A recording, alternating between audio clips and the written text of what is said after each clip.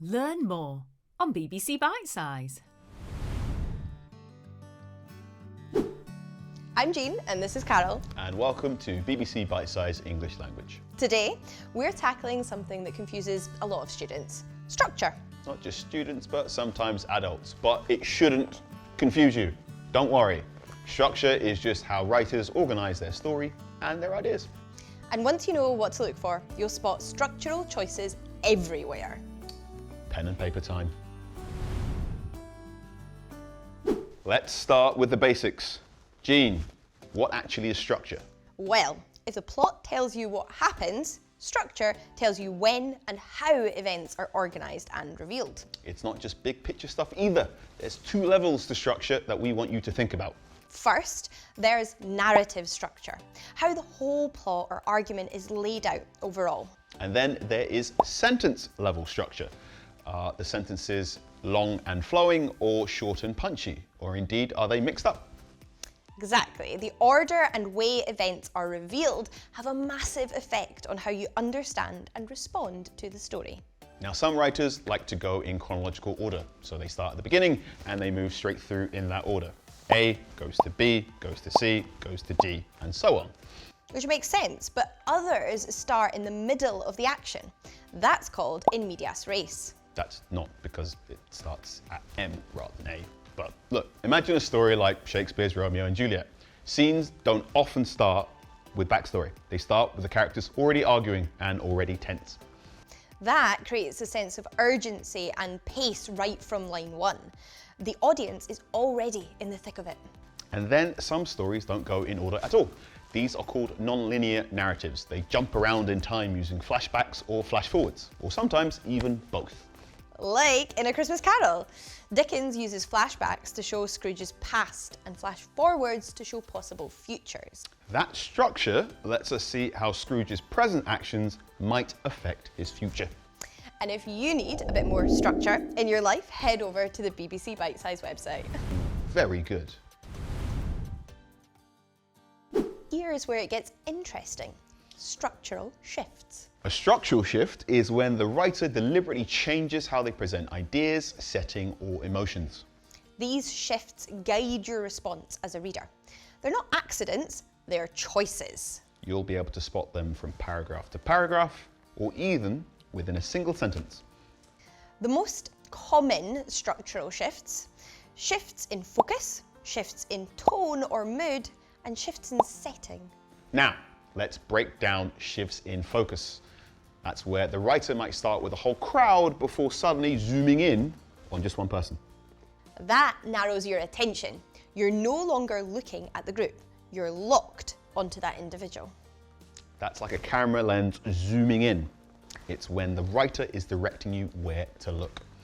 Now, tone and mood shifts. A scene can start light and cheerful, then suddenly become dark and tense. In 1984, George Orwell does this brilliantly, where an ordinary calm scene can shift into terror when the thought police arrive. That structural choice makes the fear hit harder because of the contrast. And then there are shifts in setting.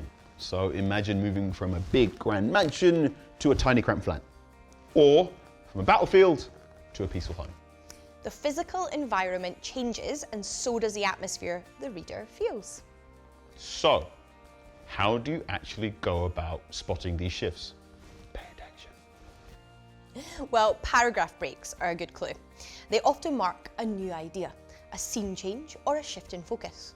You want to look for time markers in the text, like several hours later or the next morning. And check sentence structure itself. Long, flowing sentences suddenly followed by short, sharp ones. That's intentional. It's a shift. Here's a simple method for analysing and writing about structure. 3 words we want you to remember: shift, focus, reveal. Step 1, spot the shift. Now, as you read, notice how the text moves from one idea to the next. Is there a change in perspective? Is there a change in setting? Is there a change in sentence length? And is there a change in the pace of the story? Step 2, think about what the writer wants you to focus on. After a shift, think to yourself, What's the new focus? Is it a particular character? Is it a different time?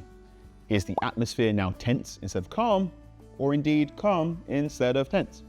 And step 3, consider what the writer reveals, or even doesn't reveal. A sudden revelation can shift how you understand everything about the text. Or the writer might deliberately withhold information in order to end on a cliffhanger. Both are structural choices. Both have effects. So let's say you are reading a passage and it starts with a character alone in a quiet room, long and flowing sentences describing this peaceful scene. Then suddenly, shift, someone bursts through the door, short, tense sentences. Your focus now is on the confrontation, not on the peaceful solitude that came before it. And what does the writer reveal in that moment? Maybe a threat, a secret, or even a betrayal? That is structure working. That is the writer directing your emotional response. And if you want to know any of that in more detail, head over to the BBC Bitesize website. So let's recap. Structure is how writers organise ideas and events to guide your response. Look for structural shifts in focus, tone, mood, and setting.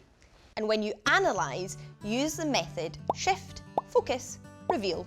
Master this and structure won't be scary anymore. It will make much more sense. And for a recap on these topics, just head over to the BBC Bitesize website. For in-depth GCSE resources and practice, visit BBC Bitesize now.